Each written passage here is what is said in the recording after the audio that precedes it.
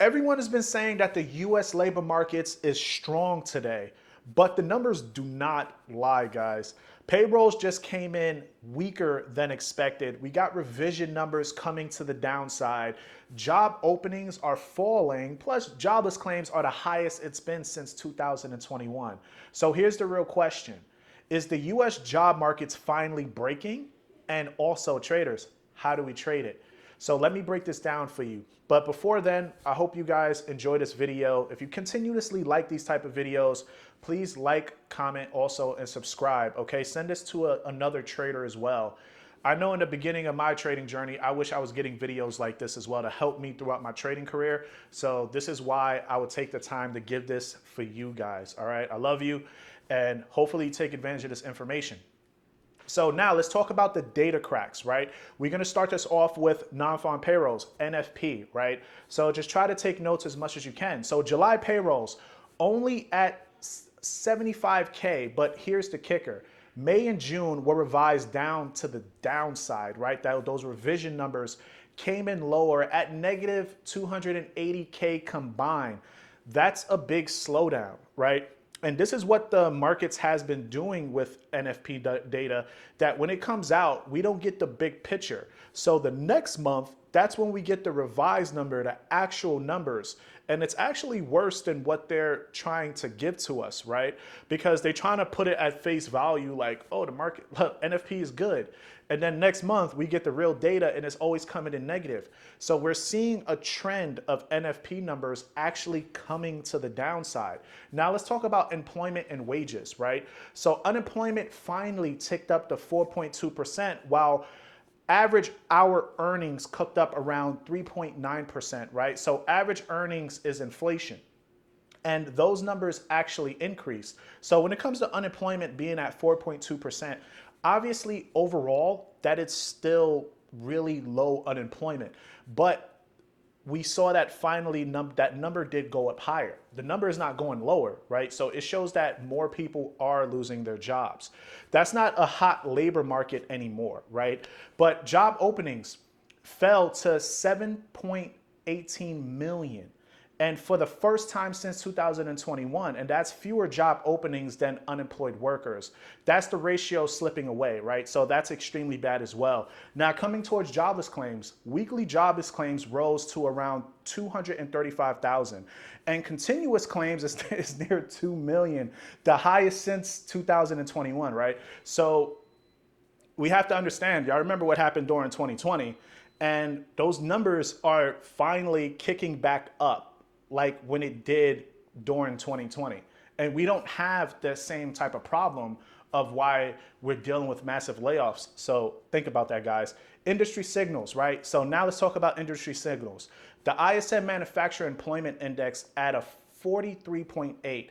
That's contractionary for the 7th month in a row. Companies are cutting back. So this week is a good example. Well, depending on when you guys watch the video, when we get PMI data, this is why it's good to track. When it's below 50, that is contractionary. That's not good for growth. If it's above 50, that's expansionary.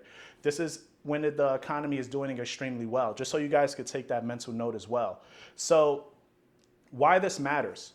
When you put it all together, you're going to get the message that the labor markets is losing steam. And this is exactly what the feds are saying. This is what Jerome Powell said during the last Jackson Hole meeting, right? So this is why it's extremely important to understand this and to start tracking this data, right? Because come on, guys, you guys are analysts as well, right? So I just want you guys to understand how you could put all the data together, right? And it gives you a bias moving forward.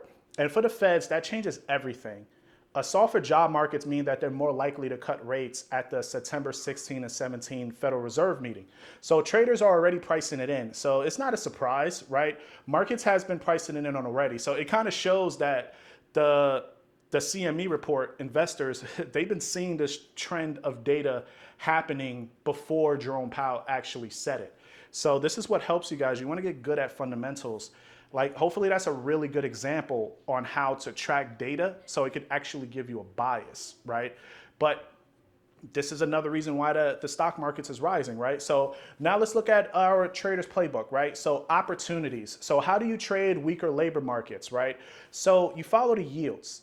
If you guys go on TradingView, put US10Y and just follow the yields, right? So if the yields drop, this is why I love to trade USD JPY. With the private group, when we're trading any US data that could impact interest rates, my go-to is USD JPY. And talking about the private group, if you guys are interested in learning fundamentals or trading live with me, just go to the bio and click the link so you could actually join the Discord group.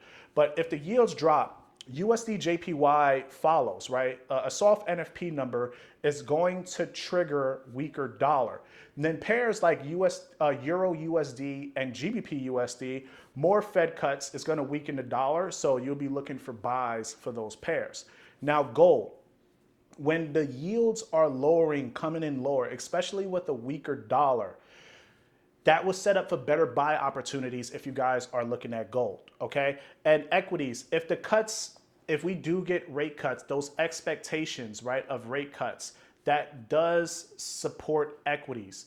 But we have to pay attention for recessionary fears. That is the main focus when it comes to trading equities, okay? Because even though we see that the labor markets is dropping, that is still bad for companies in general.